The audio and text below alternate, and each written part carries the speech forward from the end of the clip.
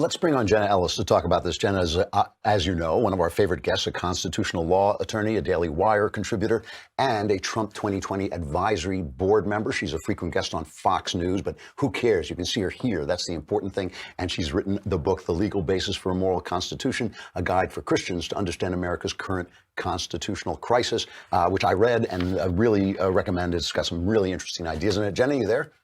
I am. Great to see you, Drew. It's great to see you, and congratulations. You are, the last time I saw you, you were sitting with a boyfriend. Now he's your fiancé.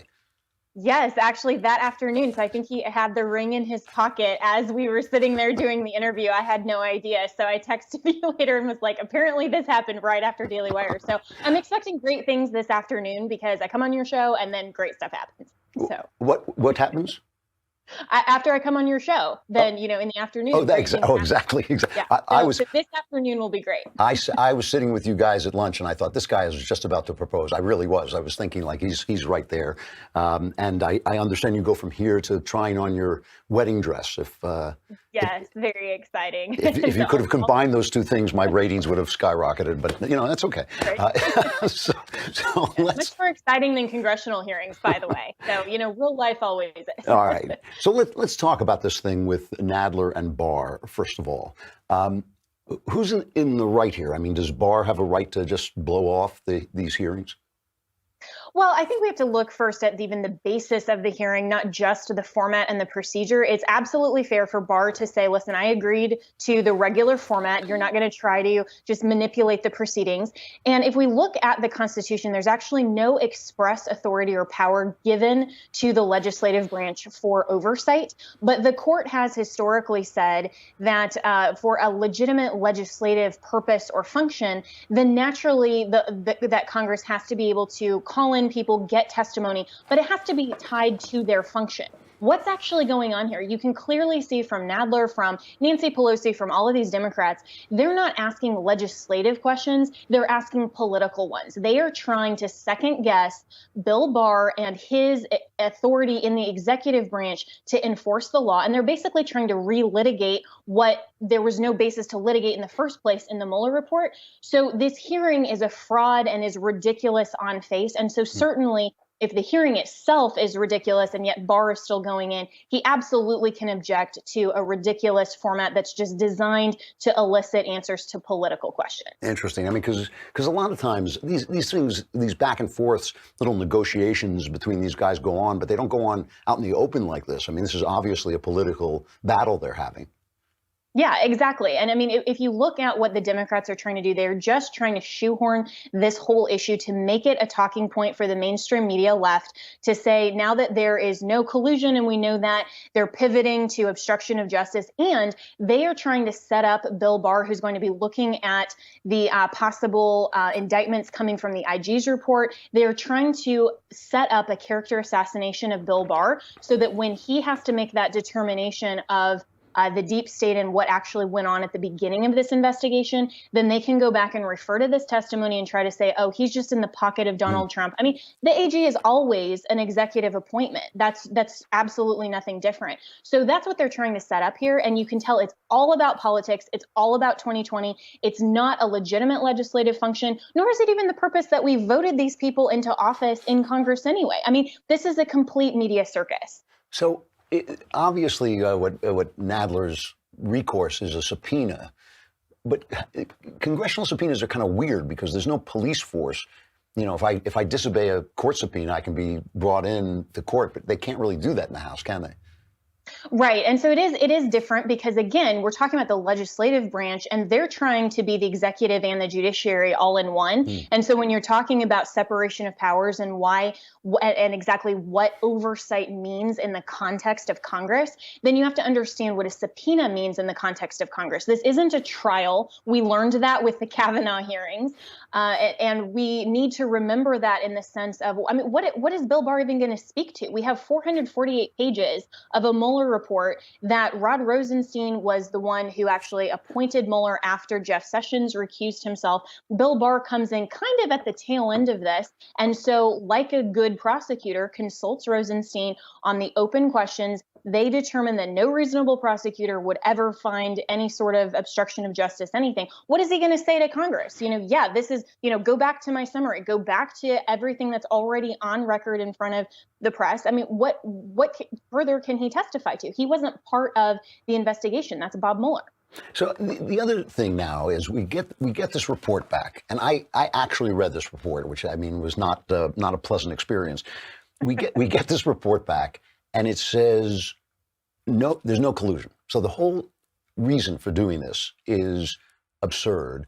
And Trump is kind of justified in saying this is a witch hunt. I mean, I think he was spied on. I think he was mistreated. I mean, so he's angry. And we all know that Trump's a voluble and volatile guy. I'm sure he goes off behind the scenes. I'm sure he's yelling and screaming at people all the time. He does not strike me as the most even-tempered human being on earth. So there's lots of details in the Mueller report of him saying, fire, Mueller and do this and do that. But none of it ever happens.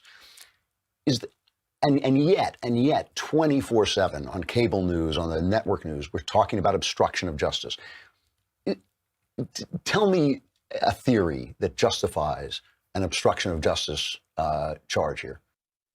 The Democrats just simply wanting to win 2020. I mean, that's really their only basis. I mean, that's literally it. Because if you look at obstruction of justice, not only do you have to have the underlying crime, but you also have to actually obstruct an official and the investigation. He did nothing. I mean, the White House fully complied with everything that Bob Mueller wanted. Bob Mueller got. And so for President Trump to simply say, "Man, I wish you could fire him." I mean, we've all said, like, "Man, I could just strangle that person." Are we charged with attempted homicide? No, because that it matters what your actual actions did. You have to have what's called the actus reus under the law, or the body of the crime in the actual act. And so what we have to go on here is not just, whether we like the character of Donald Trump or we think he's too colorful or any of that.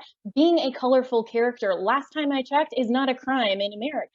So for all of these things that are detailed, it reads more like Fire and Fury than it does anything that relates to any sort of legitimate legal proceeding. So like it or not, we are not in this country going to charge people based on their use of the F word or not. Am I wrong in thinking that to obstruct justice, because it doesn't make sense, like I can plead the Fifth Amendment. I can say, I'm just not going to answer your question because it might incriminate me. And they can't say to me, oh, that's obstructing justice, right?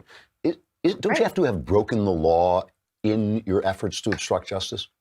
Like there has to be an underlying crime, but you also have to do something to thwart the investigation that is itself illegal. So, for example, if you assert the Fifth Amendment, that is a constitutionally protected right. And so you're not obstructing justice. You are exercising one of your liberties and freedoms. And so that's not obstruction. What obstruction looks like is lying to the police, is going out and witness tampering in a way, like threatening a witness, saying, if you say this, I'm going to come and, kidnap your family, or something like that, that is actually manipulating the outcome of an investigation, destruction of evidence. It's a process crime. And so it would have to be something that you tangibly and in the course of the investigation literally manipulate it. To just talk in the media about, I'm innocent, this is a witch hunt. I mean, what the Democrats are confusing is actual courtroom proceedings and the rule of law versus the court of public opinion. Donald Trump, of course, wanted to get his statements out, and he commented on the investigation. That's not obstructing justice. That's commenting and freedom of speech, which even as a president, he doesn't just dissolve his right or hand over his right just because he's the president of the United States. You can't obstruct justice in the court of public opinion. But that's what the Democrats are trying to pin him on. What about something like firing Comey? That was absolutely within his executive discretion, so that's not obstruction, because he's exercising part of his office powers. Absolutely. So I'm just speculating here, but right now, I mean, Donald Trump is a very wily guy. He is an incredibly canny maneuverer. And right now, it seems to me he's basically told everybody, I think he told Don McGahn, don't obey the subpoenas. He's stonewalling them on all the financial stuff that they're looking for, the tax returns and all this. Do you think there's any possibility that he is goading them to impeach him? Oh, absolutely. I mean, if the Democrats did that, that would be that would be the death nail in the Democrat Party. And I mean, it would be absolutely ridiculous because it would be just 100% political and be a tangible, they are using and abusing a constitutional power just to hate Donald Trump. And let's not forget, I mean, he has been so smart in all of his actions and I mean, I love his Twitter feed. I think it's hilarious how it drives the mainstream media's narrative. And for him to actually, I mean, for the mainstream media to say, oh, he's filing all of these lawsuits to quash the subpoenas, he's going outside the scope of the law. And it's like, no, he's actually using the legal process. That is the law. I mean, it's just absolutely absurd what the mainstream media is doing. And I hope that the voters, especially the independent voters, are paying attention, because this is somebody who is a private citizen and whose bank records and their families, and I mean, the scope of this is so ridiculously broad that Congress doesn't even have the legislative authority to demand his tax returns to begin with, because Congress has no influence whatsoever over presidential elections. That belongs to the states and the Electoral College. For them to go poking their nose around that, how then is any average American or anyone who seeks public office going to be okay with that? Would you want Congress to then say, just because they hate you and the party that you represent, to go and just say, you know what, I'm going to dig through all of your private business holdings and all this? We don't do that as a country. We're the United States of America. This is absolutely ridiculous. It is amazing when you listen to Gerald Nadler's statements. He has actually said it's our responsibility to find out if he's doing anything wrong, which is actually not true, is it? I mean, it's not their responsibility to find out if he's doing anything wrong. It's their responsibility to investigate if something happens that looks like a crime. I mean, you can't just go and say, I'm going to investigate your entire life because maybe somewhere along the line you did something wrong. That's essentially what they're doing now. It really is grotesque. I mean, they don't pass any laws, they don't legislate, they don't address any problems. They just do this. That's all they do.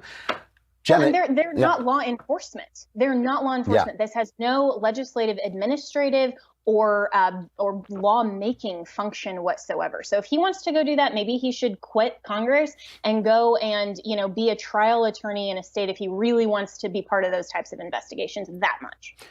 Jenna, it's always great to have you on. Congratulations again. Thank you so much. Are you changing your name? I will be, actually. So my last name will be Reeves, but for the time being, I'll be Jenna Ellis Reeves. And and I'm making exaggerated hand gestures, I'm finding, because, I've been warning people because he did such a good job. So shout out to my fiance, David.